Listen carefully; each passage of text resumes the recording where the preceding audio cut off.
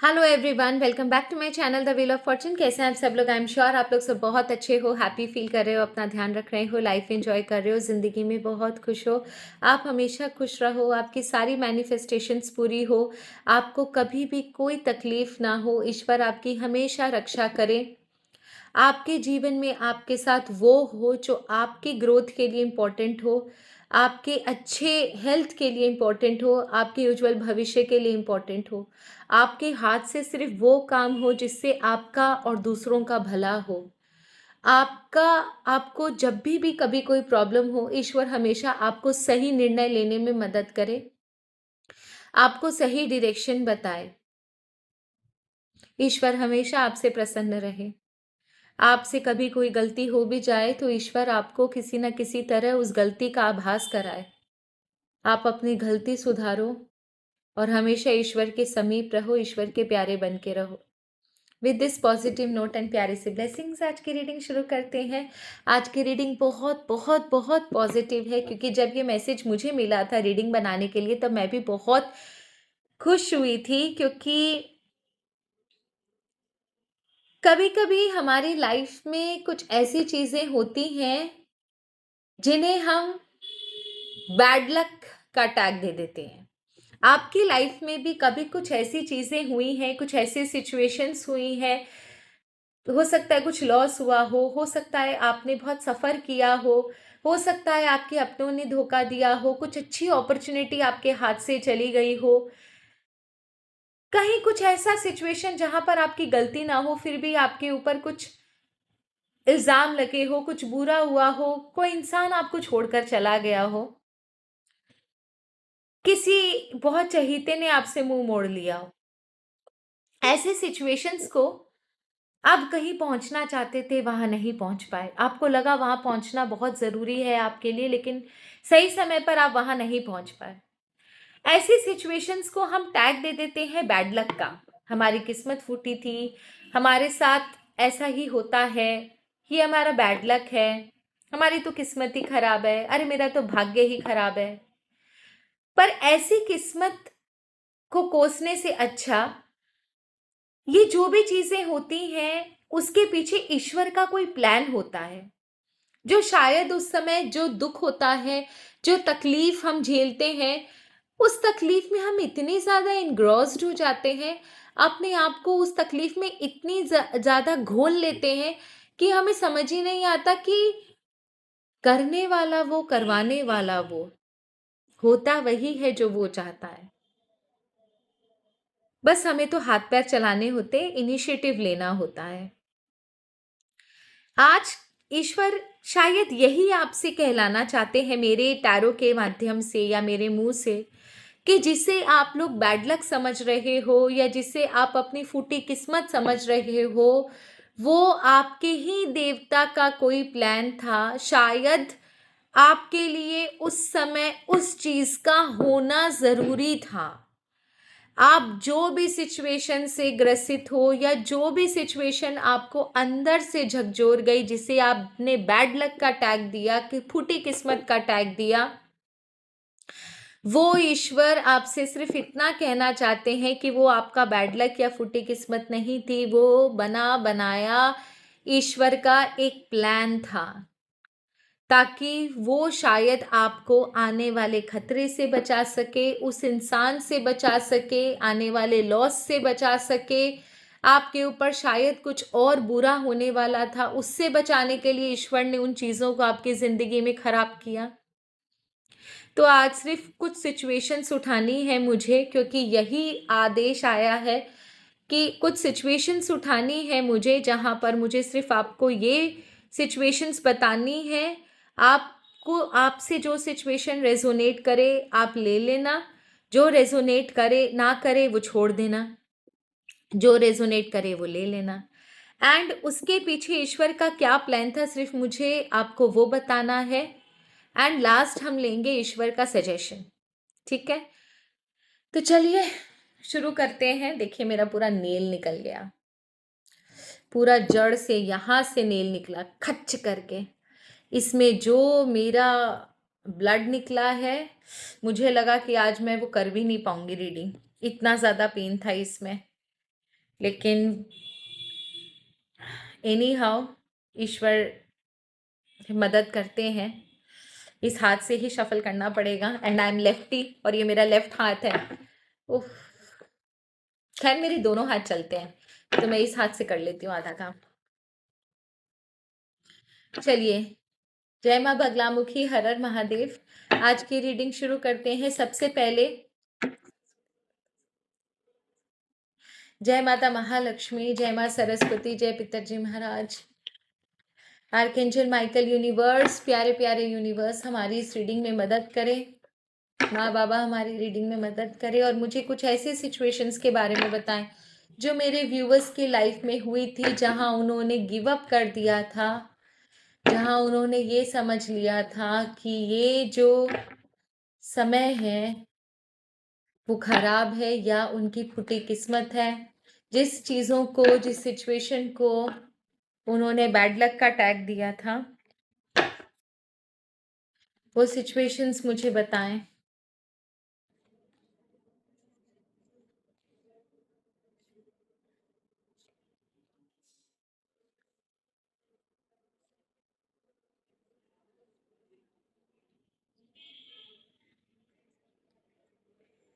Okay, तो यहाँ पर एक ऐसी चीज आ रही है जहां पर कोई इंसान आपको यूज करता हुआ नजर आ रहा है, कोई इंसान आपको कंट्रोल करता हुआ नजर आ रहा है, कोई इंसान आपको एक्सप्लॉइट कर रहा है अपने फायदे के लिए। वो एक लेडी है and maybe this lady can be into some sort of black magic, या फिर ये लेडी इतनी विकेड है कि इसने आपको भरपूर इस्तेमाल करने की कोशिश करी। एक ऐसी लेडी की सिचुएशन आ रही है एंड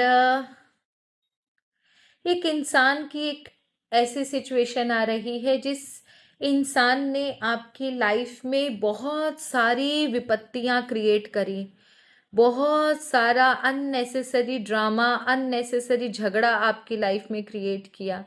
इसकी वजह से आपको बहुत सारी प्रॉब्लम्स का सामना करना पड़ा, बहुत लड़ाई हुई इसकी, रातों की नींद इसने उड़ा दी थी आपकी। तीसरी कोई अपॉर्चुनिटी है जो कि हो सकता है आपके हाथ से मिस हुई हो, ये रिलेटेड टू करियर है। ये कोई ऐसी अपॉर्चुनिटी है, एक ऐसी जगह है, एक ऐसा सिचुएशन है जहाँ पर आप पहुँचना चाहते थे, जिस अपॉर्चुनिटी को आप लेना चाहते थे, जिस अपॉर्चुनिटी को आप ग्रैब करना चाहते थे। ये सिचुएशन, ये अपॉर्चुनिटी आपके लिए बहुत ज़्यादा ज़रूरी थी।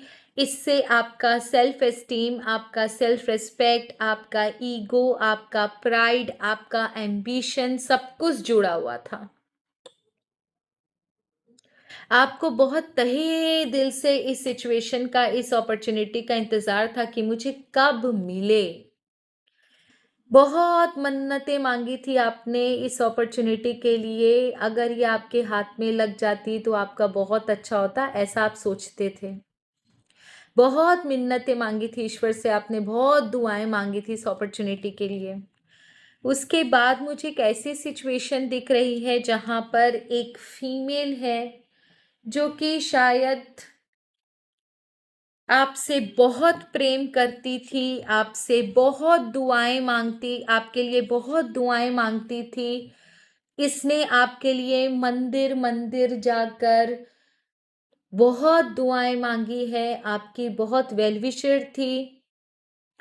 ये लेडी आपकी जिंदगी से चली गई। बहुत पूजा पाठ करना, बहुत दुआएं मांगना आपके लिए, बहुत सारे व्रत, तपस्या, पूजा पाठ, इसने बहुत कुछ किया है आपके लिए। शायद इसकी जो दुआएं हैं ना, वो ही आपके लिए ना, जिसे बोलते प्रोटेक्शन का काम करती थी।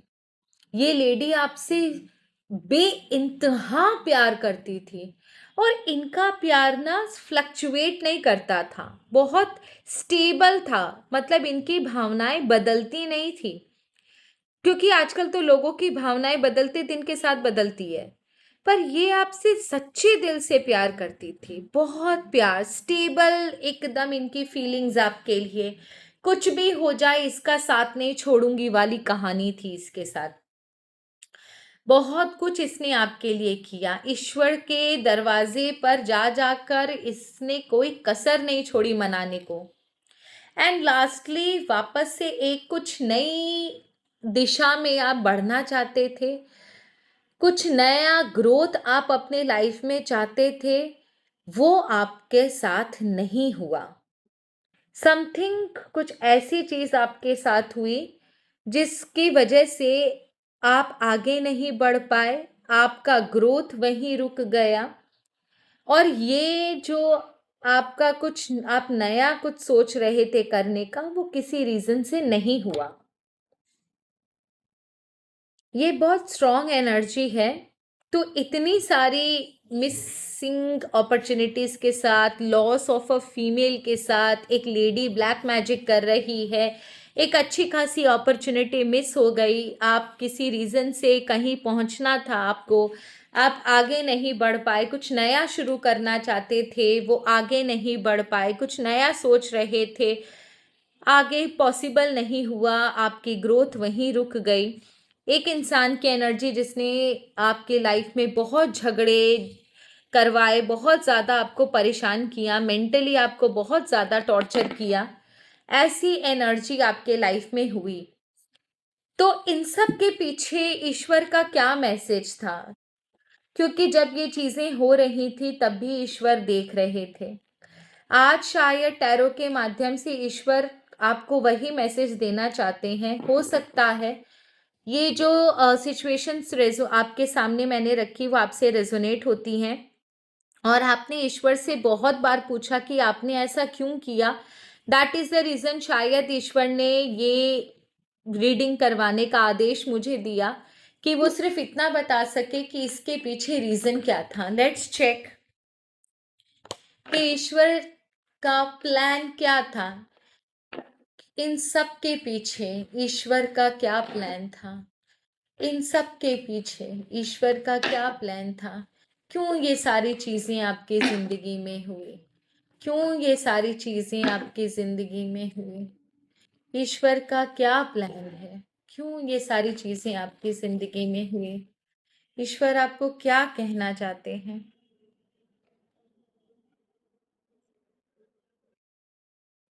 ओके,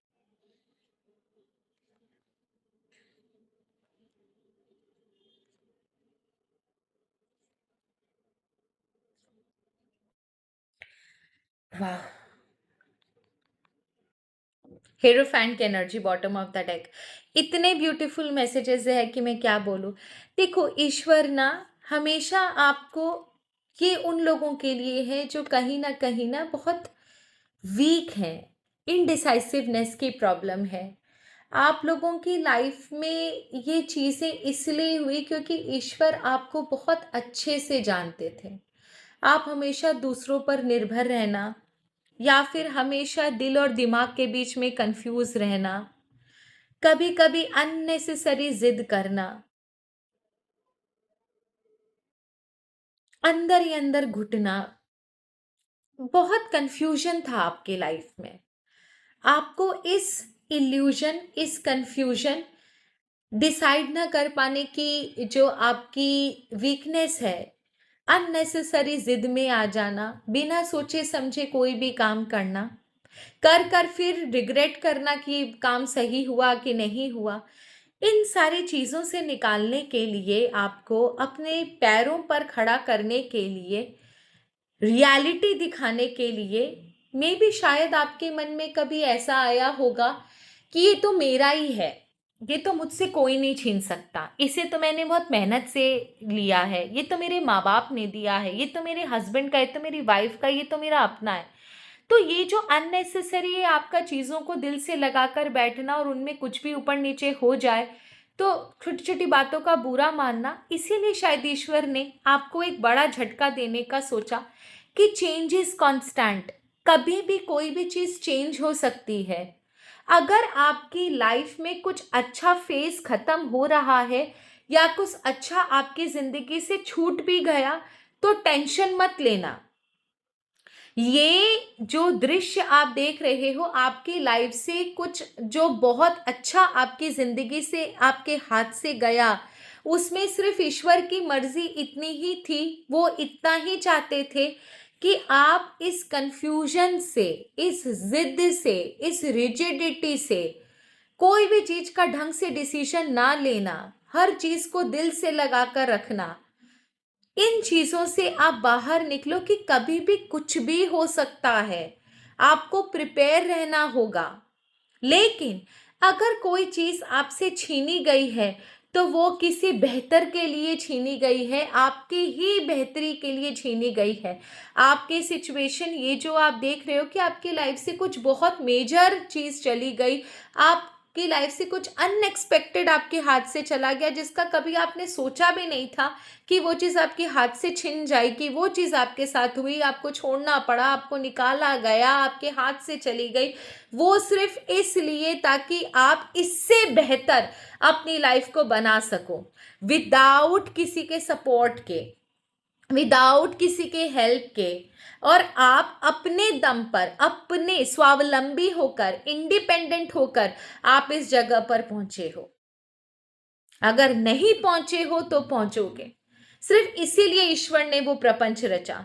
दूसरी चीज जो मैं देख रही हूं यहाँ पर, कि जरूरत से ज्यादा लोगों को अपनी लाइफ में आपने इंपॉर्टेंस दिया, जरूरत से ज्यादा लोगों को अपने सर पर चढ़ाया, खुद को दुख में रखकर, खुद को एट अ स्टेक रखकर आपने दूसरों की खुशियों के बारे में हमेशा सोचा। लोग आपको एक्सप्लॉइट करते गए, आपका यूज करते गए, लेकिन आपने टस से मस नहीं किया। लेकिन ये जो कंडीशन आपकी थी, इसीलिए ईश्वर को वो चीजें अंदर से खल रही थी कि मेरा ही अपना बच्चा को कैसे, किस तरीके से यूज किया जा रहा है। लोग अपने फायदे के लिए आपको यूज करते, अपने सेल्फिश मोटिव आपके जरिए पूरे करवाते, और सिर्फ आप इस उम्मीद में पूरे कर देते कि छोड़ो ना यार, अपने हैं। चुप रह जाते आप इसीलिए क्योंकि छोड़ो ना यार, अपने हैं। क्या ही बोलूं, छोड़ो ना यार, अपने हैं, कर देता हूं, छोड़ो ना यार, अपने हैं। वो खुश है ना, बस मैं खुश हूं। इस रीजन से ना, इस वजह से आपने न जाने कितनी अच्छी अपॉर्चुनिटीज, या कितना अच्छा हो सकता था आपके लाइफ में, आपने वो सब कुछ छोड़ दिया। एंड लास्ट में आपके हाथ कुछ भी नहीं आया।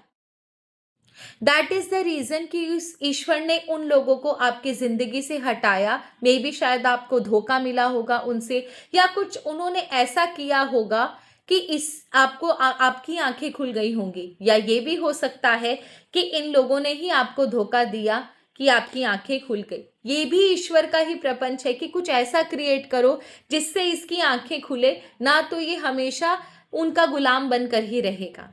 तीसरा जो प्लान मैं ईश्वर का देख रही थी कि आप जरूरत से ज्यादा ना लोगों के मोह में, प्यार में, इतने इनोसेंट हो कि कोई आपसे प्यार से बात कर लेता आप उसके हो जाते।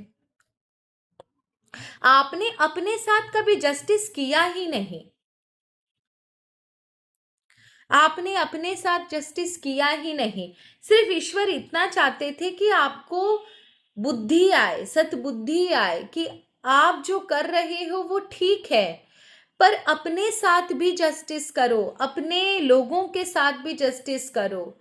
इसीलिए ईश्वर ने शायद आपके लाइफ में कुछ ऐसे प्रपंच रचे, कुछ ऐसा लॉस आपके लाइफ में हुआ जिसकी वजह से आपको होश आया कि अरे मेरे लिए क्या ज़रूरी है। आप चीज़ों को प्रायोरिटाइज करना सीखे। आपको समझ में आया कि उस समय मेरे लिए क्या ज़रूरी है, आज मेरे लिए क्या ज़रूरी है।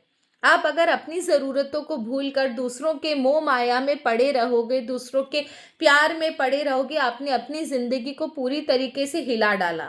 आपको समझ ही नहीं आया कि कौन सी अपॉर्चुनिटी आपके लिए इंपॉर्टेंट थी, कौन सी अपॉर्चुनिटी आपके लिए इंपॉर्टेंट नहीं थी। दैट इज द रीजन कि शायद ईश्वर ने आपकी जिंदगी में कुछ ऐसी कड़वी वारदातें क्रिएट करी कि जिससे आपको, जिसे बोलते हैं ना, करेले का जूस वाली फीलिंग हुई मुंह के अंदर। आपको होश आया, आपको समझ में आया कि भैया क्या जरूर है। लेकिन उसके बाद जब आप निकले हो, जब आपकी ग्रोथ हुई है, जब आप उन चीज़ों से बाहर निकले हो, आपने ग्रोथ भी देखी, फ्रीडम भी देखी, एक अपने अंदर एक नया जोश देखा। जब आप इन मोह माया से निकल कर आए ना, तब आपने अपने अंदर अपने साथ जब आपने जस्टिस करना सीखा, तब आपके अंदर जो ग्रोथ हुई है उसका तो कोई, जिसे बोलता है ना, कोई कंपैरिजन ही नहीं है। आपके लाइफ में नया मूवमेंट हुआ, आपको आपकी ग्रोथ हुई, आप सेंटर ऑफ अट्रैक्शन बने, लोगों का नज़रिया आपके प्रति चेंज हुआ। अब आप पहले अपनी खुशियों के बारे में सोचते हो, लोगों की झूठे मोह माया में नहीं पड़ते, आपने अपने लिए कुछ करना सीखा, आपने अपने आप के अंदर एक फ्रीडम लविंग पॉजिटिव एनर्जी को, फ्रीडम लविंग पॉजिटिव पर्सनालिटी को जन्म दिया। And that is the reason कि आप आज आपके लाइफ में एक नई मूवमेंट है, एक नया जोश है, आपके काम अटके हुए नहीं है। बस यही रीज़न था ईश्वर का कि आपको कड़वा सच किसी तरह पता चल जाए, आपकी आंखें खुल जाए। लास्ट आपसे, आपके ईश्वर से सजेशन लेते हैं कि ईश्वर आपसे क्या आपको क्या सजेशन देना चाहते हैं। ओके,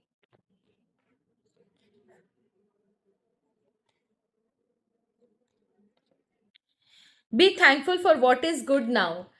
जो मैंने आपको इतनी देर से मैं आपको समझा रही थी कि आप उस चीज़ के लिए ग्रेटफुल हो जो आज आपकी ज़िंदगी में अच्छा है। अदरवाइज जिस रास्ते पे आप चल रहे थे, आप अपने लिए आगे सिर्फ हानि ही क्रिएट करके रखते। Grounding, the beginning is where you need to be. आप आज अगर ये वीडियो देख रहे हो, आज अगर ग्रैटिट्यूड दो भगवान को, ईश्वर को धन्यवाद करो कि उन चीज़ों को, उन लोगों को आपकी ज़िंदगी से हटाया, ताकि आप आगे बढ़कर अपनी अच्छी ज़िंदगी को देख पाओ, अपने लिए अच्छा, मैं अपने लिए अच्छा भविष्य बना पाओ। सो बिगिनिंग वहीं से शुरू हो जाए कि जिस समय से आपको, जिस वक्त से, जिस पल से आपको ये चीज़ें समझ आना शुरू होंगी। Compassion, trade a little more tenderly. आपको ईश्वर के प्रति, ह्यूमन बींग्स के प्रति मैन काइंड के प्रति थोड़ा सा ग्रैटिट्यूड रखना पड़ेगा, कंपैशन रखना पड़ेगा। अगर आप कंपैशन रखते हो ईश्वर के प्रति, थोड़ा सा समर्पण रखते हो उनके बनाए हुए लोगों के लिए, उनके बनाए हुए जानवरों के लिए थोड़ा सा कंपैशन रखते हो, देन डेफिनेटली आप देखोगे कि कहीं ना कहीं से वो ब्लेसिंग्स आपकी तरफ घूम कर आ जाएंगी। शायद वो इनडायरेक्टली आपको चैरिटी करने के लिए कह रहे हैं, बूढ़ों की सेवा करने के लिए कह रहे हैं। हो सके तो ना पंछियों को, कुत्तों को या गरीबों को आप दान दिया करो। इससे होगा ये कि आपके लिए बहुत अच्छा रहेगा, आपके लिए ये चीज़ें ना बहुत बहुत शुभ होंगी। ठीक है, अब मैंने डिसाइड किया है कि मैं हर वीडियो के एंड में आपको कुछ टिप्स दिया करूंगी लोगों को पहचानने की। ठीक है ना? तो दैट इंक्लूड्स फेस रीडिंग। तो मैं आपको कुछ टिप्स दिया करूंगी ताकि आप लोग पहचान सको। ये मैंने अभी तक डिसाइड किया है, ट्राई करूंगी इम्प्लीमेंट करने का, ताकि इससे आप लोगों को भी हेल्प हो जाए। So that's all for today. यही थी आज आपकी रीडिंग। आई होप आपको ये गॉड का जो मैसेज है मैं ठीक से आपको बता पाई, आपको ठीक से समझ में आया। अगर समझ में आया हो तो बहुत बहुत धन्यवाद। कमेंट सेक्शन में मुझे ज़रूर बताना, एक भी सिचुएशन अगर आपसे मिले, रेजोनेट करे, तो प्लीज़ मुझे कमेंट सेक्शन में ज़रूर बताना। एंड अगर कोई, बहुत सारे जन उल्टी पुल्टी चीज़ें लिखते भी हैं, बहुत सारे तो नहीं, दो तीन है कुछ, जैसे एक अर्चना एस आई थी, कोई कृष्णा ठाकुर थी, कल पता नहीं कोई जय श्री राम के नाम पर कुछ बकवास उसने लिखा था। तो माय डियर फ्रेंड्स, मैं ब्लॉक कर देती हूँ। आप ये मत समझना आपने कुछ बहुत बड़ा उखाड़ लिया। ठीक है ना? धन्यवाद। हर हर महादेव। जय माँ बगलामुखी। शुभ रात्रि।